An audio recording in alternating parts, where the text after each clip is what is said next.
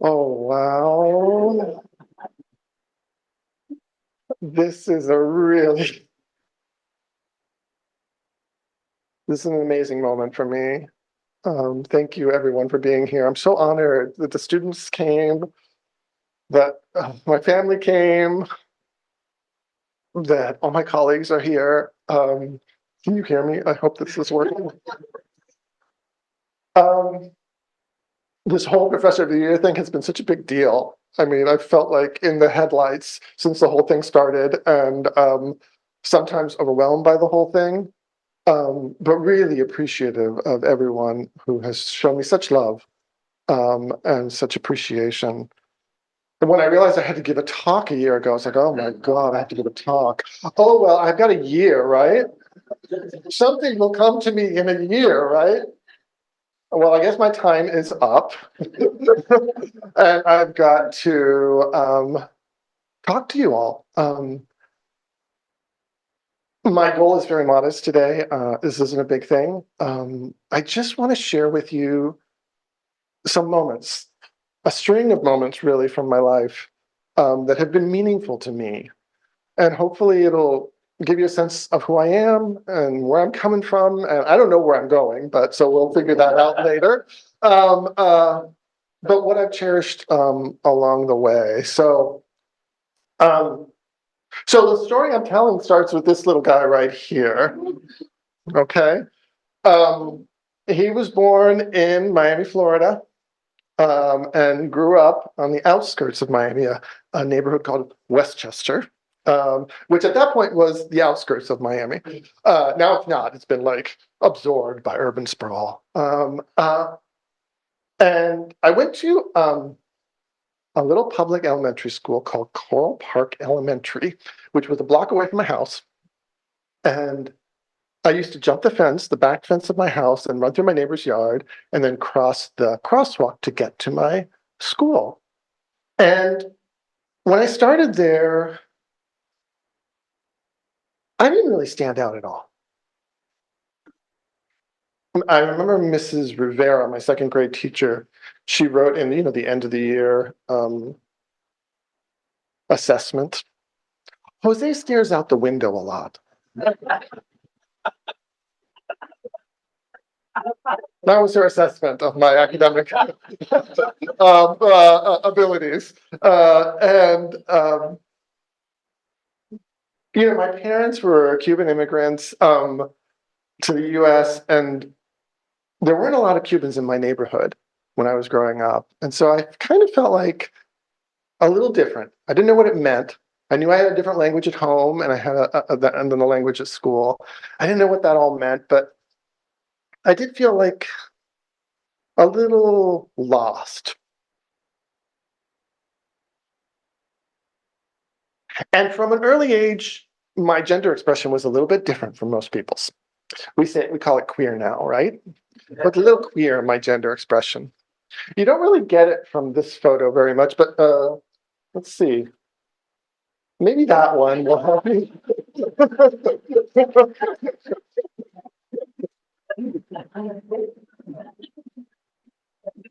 So sometimes that made me a target, um, but sometimes it just made me feel kind of adrift and disconnected, like I didn't know where I belonged.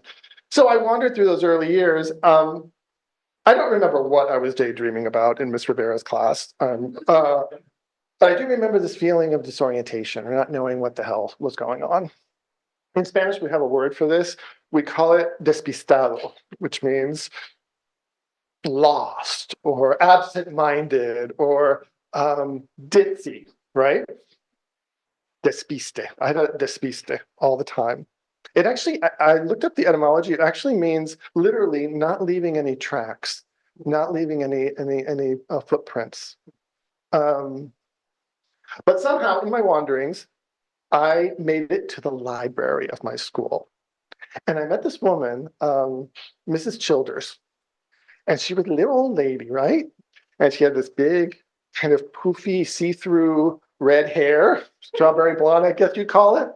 And she was so sweet. She reminded me of Glinda the Good Witch in The Wizard of Oz, which was my favorite movie, by the way. So she was just like Billy Burke, but she's the one who put the first book of Greek mythology in my hands. And boy, did that capture my imagination. I mean, the little baby gay camp orientation that I had, just loved the melodrama of Greek mythology, right? What's not to like? I couldn't stop reading the damn things. And Mrs. Childers just kept feeding them to me over and over again. It was wonderful. And while preparing this talk, I used the magic of the internet, right? And I went and I looked for some of the books that I read as a kid in the library. And I found this one, the Dolores Book of Greek Myths. This was an awesome one. And so what I decided to do for this talk, I don't know if this is allowed or not, is I'm just going to use images from this book as kind of a backdrop for the talk, okay? So here I am. I'm going to the library every afternoon, visiting Mrs. Childers. And then my fourth grade teacher, Mrs. Kaplan, she was like real thin and she had cropped black hair, right? And she had these stooped shoulders. And I just remember her, whenever I try to imagine her, I remember her sitting on a log during recess, smoking a cigarette. She chain smoked. She didn't smoke in class, but she chain smoked during recess. But she would just watch us, right? And she watched me very carefully. And no one had ever watched me carefully before. I'd been kind of invisible, right? There's something vaguely like reptilian about her. She'd be like one of those lizards that watches really carefully. You don't know what's going on in their head. But one day in class, she spontaneously asked me, Jose, tell us about Greek mythology. And apparently she was talking to some other people. And I was like, oh, sure. And then I just started rattling off genealogies of gods in my fourth grade class. And it would have made Hesiod proud.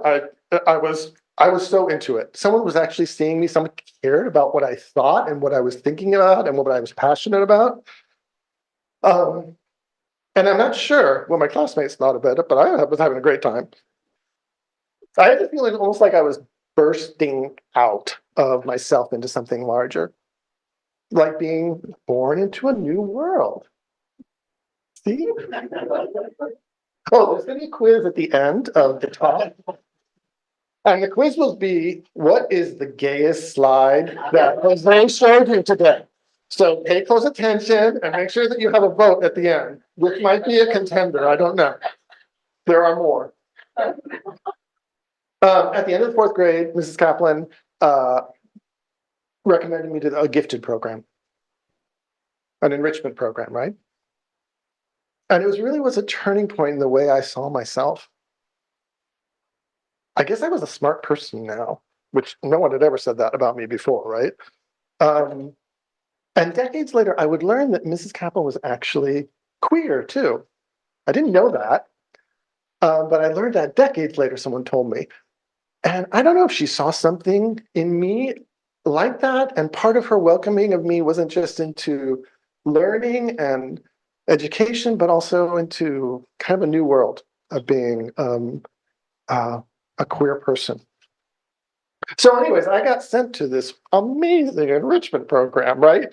They would bus us to 2 days out of the week to this other school, Tropical, and we would just have full days of like the coolest classes you could ever imagine with the coolest kids, right? So total nerdy kids, right? Freakishly nerdy kids. And I flourished in that environment. I mean, it was just amazing for me. I remember there was a creative writing class, just to give you one example. And they said once, okay, I'd let you just write the first sentence of a story. And I wrote something like this. One day there was an elephant walking through the forest, and he came upon an armadillo who shot red beams out of his eyes and shrank the elephant down to the size of an ant. I was very into elephants at that time. I'm not sure exactly what it was, but I was identified. But this elephant was shrunk dropped into a fantastical new world, and that was a lovely journey for him. And that was kind of like me in the gifted program. I was like that elephant. And so, the story continues, hijinks ensued. And in the end, this kind of trickster armadillo, after many, many things, gives the elephant a trunk and the ant an army. Because I knew how myths work. Things are supposed to happen at the end that kind of explain why things happen, right? So I knew how that worked. So I was very proud of that award, and it kind of became a story in my family a lot. I don't know if you've ever heard it, John, but so I enjoyed 2 lovely years, and made a lot of good friends in that program. And then I was abruptly jettisoned out of it. Here, I've got a slide for that. This might be one of the contenders too, right? I especially like the pigs falling in this one. I think Cubans have a very strong relationship to pig and to pigs. And so I'm glad that the pigs are there. So what happened? My parents, bless their hearts, decided to send me to a private school. They sent me to a Jesuit school for Cuban boys, right? This was a school that had been founded in Havana in 1854, a decade before this school was founded. And all the, famous Cuban men had gone there. Fidel Castro went there. Fulgencio Batista went there. I mean, everyone went there. And of course, like a lot of institutions, it was just brought whole scale to Miami and reestablished there. So why not? We're just waiting until we can go back anyways, right? So, well, that didn't work out, but anyways. So now I had to take, rather than jumping the fence and going to school that way, I had to take a bus for an hour to Little Havana. And I was immersed in a super Cuban, you can't imagine, super Cuban cultural milieu. It was, middle school isn't a picnic for anyone, let's face it, right? No one has good stories from middle school. But this was rough. This was a rough upheaval for me. And it was also at a time when my same-sex desire was arising. And another aspect of my queerness. And that was a very traditionally machista environment. And it was scary. It was a scary place. So I was quiet in the back of the class. I stopped being a smart kid. I was hoping to not be noticed because it felt dangerous. So I shut up and I re-entered kind of a dream world again, because that was my go-to when things were rough. Just like a little dream world that I have here. And I should maybe give you a side note here about what it's like to be in part of the XL community in Miami. Imagine growing up your entire life and hearing this story continually about a place that was 90 miles away that was just paradise, right? It was the best place ever, and we can never go back there again because it's lost to us, and that's the tragedy, that's the exile of us. But it was there. That permeates your imagination as a kid, right? And it has all sorts of effects. One of the beneficial effects for me was that it gave me hope that there was some place that I would be able to get to that would feel like that gifted program had felt before.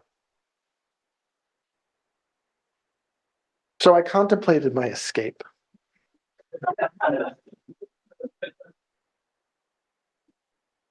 I was reading a ton of science fiction and fantasy, of course, because I'm a teenage boy, right? A nerdy teenage boy. So I was reading that. And I came across a book by an author named Elizabeth A. Lynn. And it had a queer male teenage protagonist in it. This was 1980, okay? I know YA fiction now has plenty of that, right? But in 1980, that was not around, right? And I was blown away by it. And this was a time where you could write to an author and they would write back to you. It was super cool. You use snail mail for it, right? So I wrote to her. I do not know what I said to her.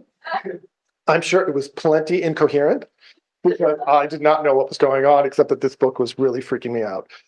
And I was really moved by it. But I do remember what she wrote back. She wrote me a postcard and she said, "It's clear that you were deeply moved by my book, and I can only be delighted." And it was this message from San Francisco, actually. That's where she lived, across from this another queer person, welcoming somehow. One of the things about the story, the book, was that it had a happy ending for this character. Another thing that's kind of rare for queer characters. An ending that was full of possibilities. And I was like, shit, I might have a happy ending. I might have possibilities. And then I flipped the book over, and how they have the little bio on the back of the book. And it said she'd gone to school at the University of Chicago. Oh, there's a Chicago person coming in right now. Perfect. Good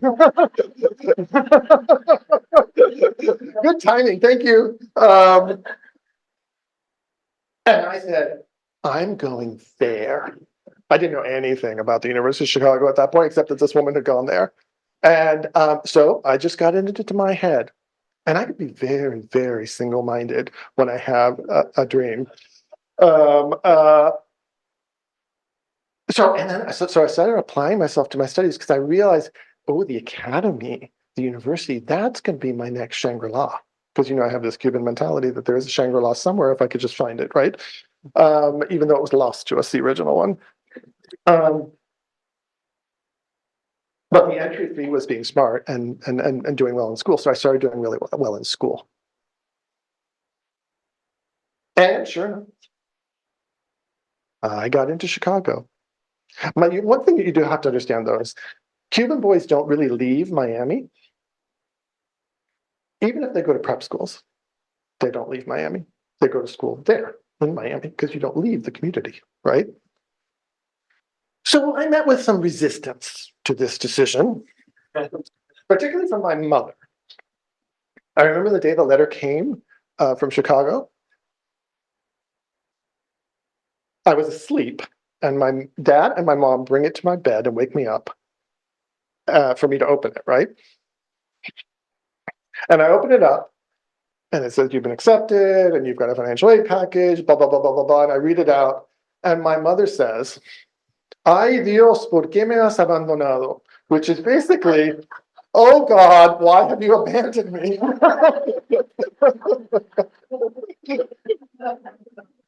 Now, of course, I appreciated the melodrama of the scene, but I was unmoved. I was like, I'm going. I am going. Like I said, I was a very single-minded kid. I'd never seen snow before. I'd never lived in an urban area. I'd barely been out of Florida. But I was resolved. And so I enter this weird new world, right, at Chicago. It's like this, I don't know, it's very Gothic. It's like Hogwarts, right? It's like you're going to Hogwarts. Gothic, and there are gargoyles, little weird gargoyles on the rooftops looking at you all the time. And it's this eccentric, nerdy group of students. I mean, the nerdiest students you could ever imagine. And I felt right at home. It was perfect. It was perfect. So I began my journey in the liberal arts education, which of course, but anyways. And I just want to share I had so many powerful formative moments during those first years at Chicago. But I want to share one with you. My freshman year, I was in a social science class called Mind. It was all about questions of mind. And the first quarter, there was this instructor. She was this tiny woman with this big kind of fro of black hair, and she wore a trench coat, and she spoke in this very thick Slavic accent. And I'm very embarrassed to say this, but we referred to her as the Russian spy. It's horrible, I know, right? Yeah. And I don't remember what her real name was, which is even more embarrassing. But she reminded us of Natasha from, Rocky and Bullwinkle, if any of you guys know those cartoons. Um, but anyways, we're sitting in class with her and we are discussing an essay by Freud called What is a Weltanschauung? What is a worldview? And I'm sitting there and we're all having this conversation, right? About Freud. And something really weird started happening to me. It felt like everyone was talking faster all of a sudden. And I was making connections faster. Everything was sped up. My mind started speeding up. And I heard people talking and people responding. And I heard myself talking and responding. And it was all becoming kind of hard to tell whose idea was whose. It was all just moving so quickly. And then suddenly it came to this crescendo. And I had this aha experience about what Freud was up to in that lecture.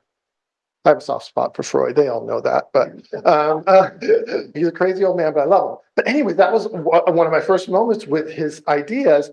And I was just like, oh, I got it. And then the Russian spy says, well, you have been so good. It is all done early. And she let us out early. I was like, what's happening? That's never happened before. And I'm still wondering what happened there in that classroom. But I was sold. I was like, oh, this is good stuff, right? I'm not leaving this place. I'm staying in the academy. I'll find some way. So I found a major that was interesting to me. Oh, I'll take psychology. That'll do, right? Yeah. And then I applied to the best schools, and I ended up going to Berkeley. I didn't go to the Ivies, much to my parents' dismay. But I ended up in Berkeley, and I should have had really good reasons why I was going to Berkeley.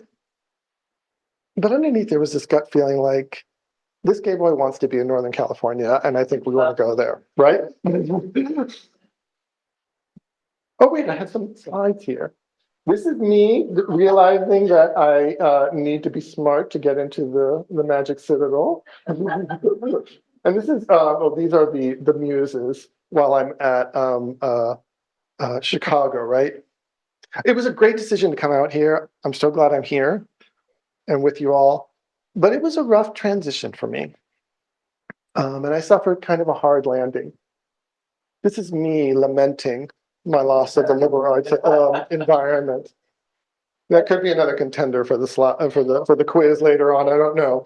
I was moving from a very intimate liberal arts environment that really encouraged me to think widely to a very specialized research one institution, right? And that was new and different for me. It was hard. I didn't know how to navigate it really well. A couple of students the other day asked me, oh, Professor Feito, we heard that you went to Cal, right? Did you like that? And I was like, no, not so much. And they laughed. But I wasn't laughing, and I laughed too, but I wasn't laughing at the time. It was hard. It was hard. It was a hard transition for me. It was a significant loss. There was some kind of loss of my identity as an intellectual in that environment. So there were some hard years, and my despiste returned, and I kind of got dreamy and wasn't so on top of things. However, I did one right thing during graduate school. There were a lot of high-powered researchers in their labs, and I was trying to figure out, well, am I supposed to be part of a lab, and what am I supposed to do, and is there research that I need to do? And I didn't know how to navigate it all, or what was happening. I had to choose. And in the end, I went with a gut feeling. Actually, it's not a gut feeling. It was a heart feeling. And I chose to work with someone who I thought was a kind and loving person.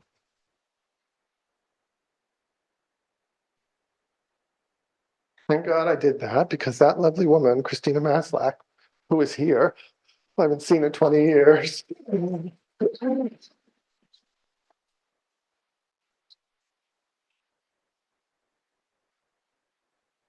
She stuck with me through thick and thin in a process that was quite long. I'm embarrassed to say, but I will confess to you, it took me 11 years to finish my PhD.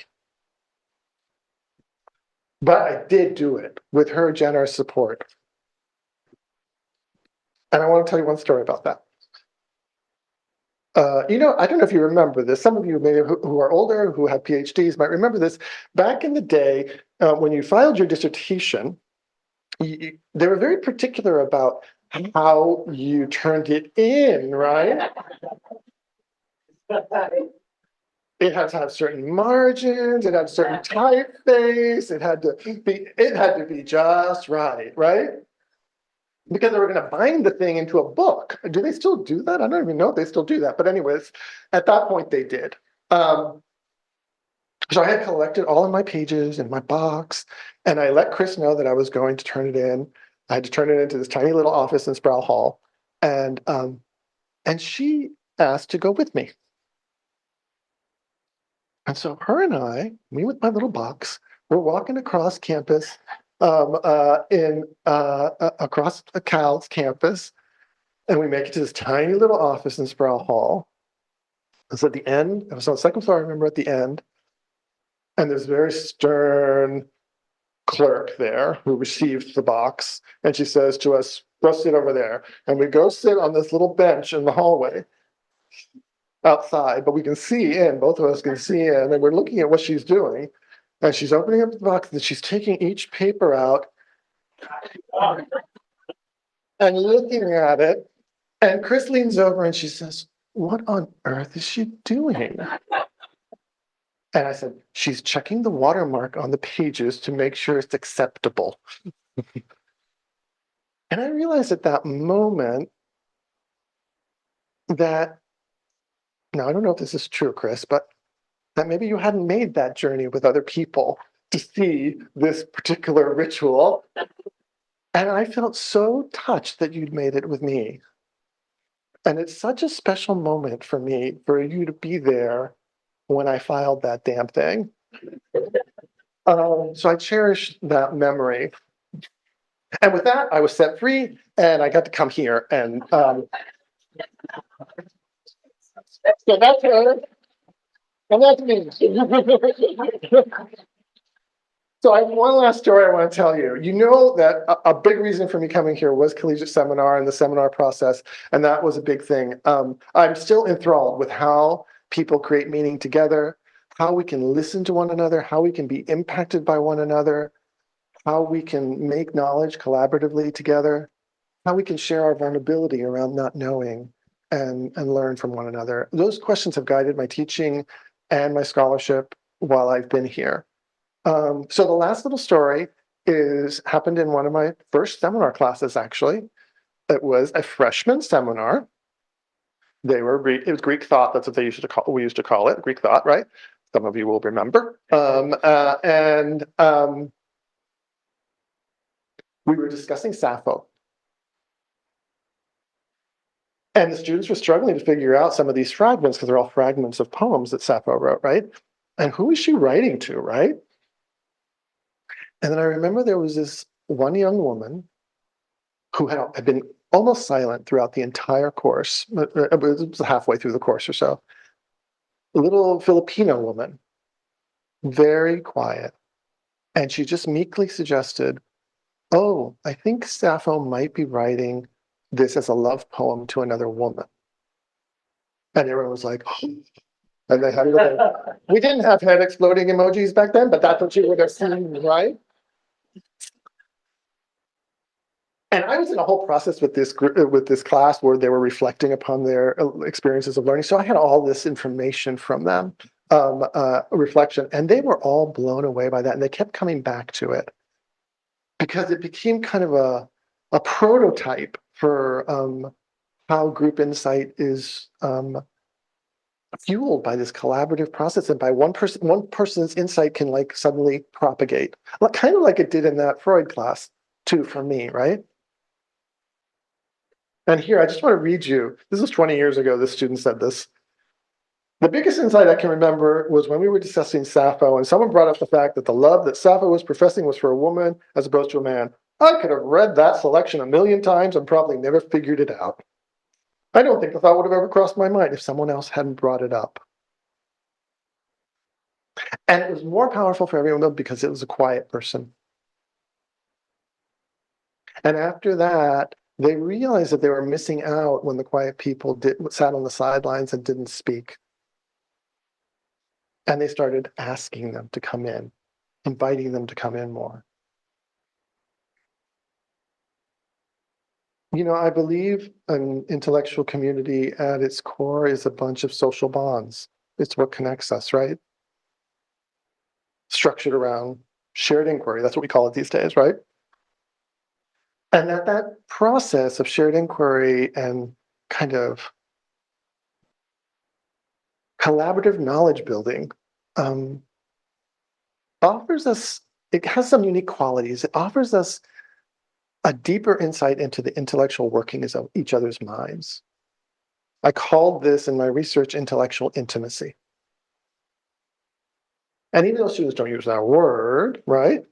A lot of times they'll tell me, wow, I really value getting to know my fellow students at this level, this deeper intimacy of knowing the way they think.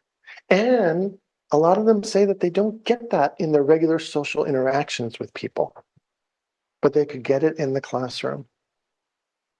If it was a healthy seminar classroom, of course, right?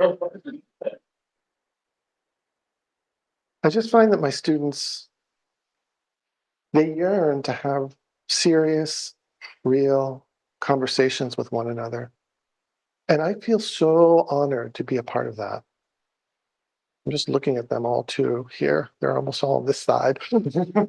I have this great privilege of coming to work every day and having more and more of these intimate encounters.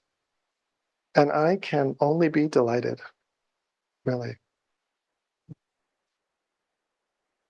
So, oh, that was her having the insight about Sappho, right? I'm not being very good with the slides, right? So, anyways, I've shown you mine, and now it's your turn. I'd like you to reflect on an intimate encounter, someone that you had an experience in the presence of, where you learned something. Maybe you learned something about yourself or about them, about life. I'm Professor of the Year now, and so I have it on good authority that I can make unreasonable requests of you, and you must do what I say. So, if you're comfortable with it, close your eyes and see what occurs to you in the moment. It doesn't have to be something dramatic or earth-shaking. Just whatever occurs to you can be enough. Maybe it's a time that you learned something or understood something about yourself, or maybe you just felt something new, an expansion or an openness, a sense of possibility that wasn't there before. And maybe you were in conversation with another person, or maybe you were simply present with them. Maybe you were doing something together, whatever, but they were part of the experience somehow.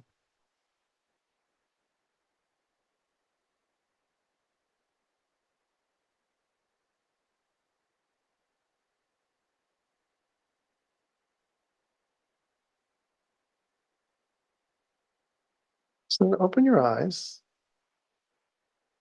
and find a partner, someone near you to be your partner. Okay? And turn and face them.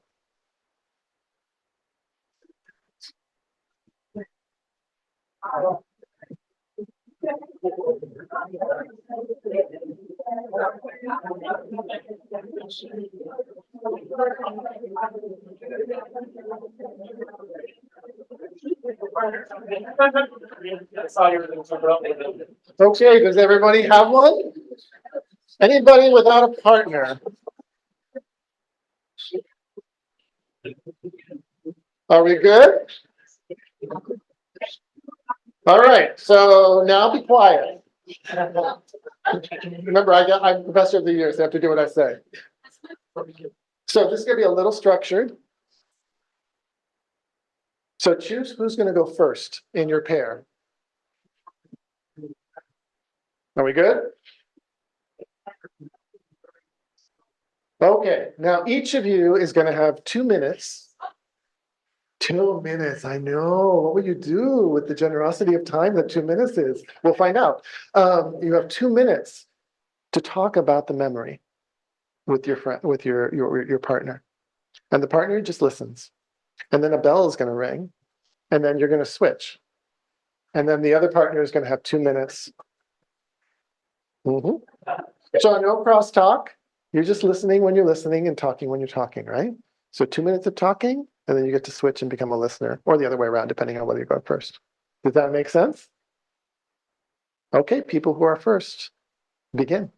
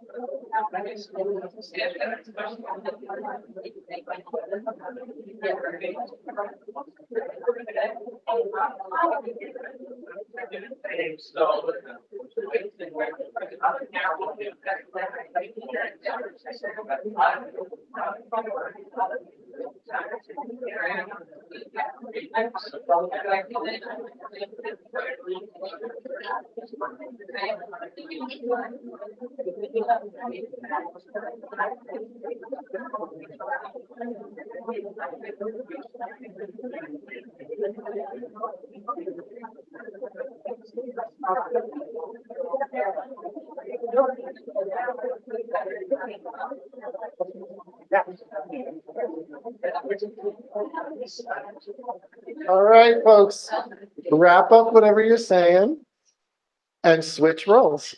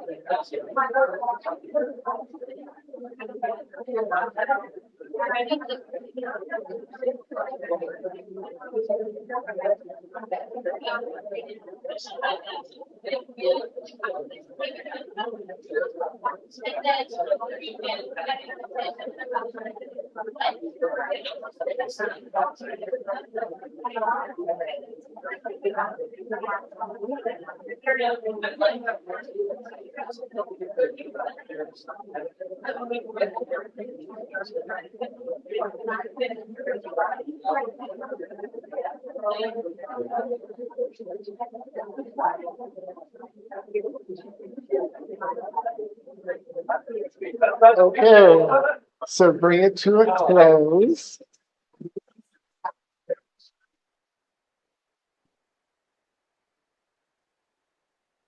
Turns out 2 minutes isn't that much, is it, right? Well, thank you so much for indulging me with that. I invite you to all stay and mingle and share your stories with one another and ask other people for their stories. Um, I think when we share things that move us deeply, that generosity nurtures us as a community in ways that are really powerful and important. Oh, you can also share your votes about the gayest slide as well if you'd like to. Okay. Thanks for listening to the stories, everybody.